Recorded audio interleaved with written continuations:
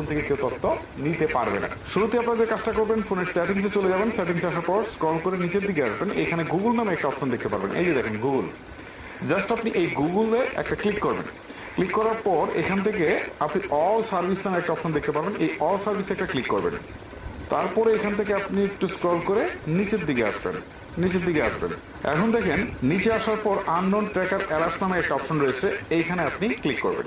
এখন দেখেন এখান থেকে তারা কি বলছে। সো যদি আননোন কোনো অ্যাপস বা ওয়েবসাইট যদি আপনার ফোনটাকে ট্র্যাক করার চেষ্টা করে, ঠিক আছে, সো তখন তারা কিন্তু আপনাকে নোটিফিকেশনের মাধ্যমে জানিয়ে দিবে। যদি এটা আপনার চালু করা থাকে, অনেকের এরকম বন্ধ করা থাকতে পারে, বন্ধ করা থাকলে এই অ্যালার্টসটা চালু করে দেবেন। ওকে, সো এইটাকে যদি আপনি চালু করে দেন তাহলে কিন্তু আপনি কোনো ওয়েবসাইট বা অ্যাপস যেগুলো ভিজিট করেন সেগুলো যদি কন্ট্রোল নিতে চায় তাহলে কিন্তু সেটা আপনি টের পাবেন এই অ্যালার্টসের মাধ্যমে। ওকে, আমরা একটু ব্যাক করে চলে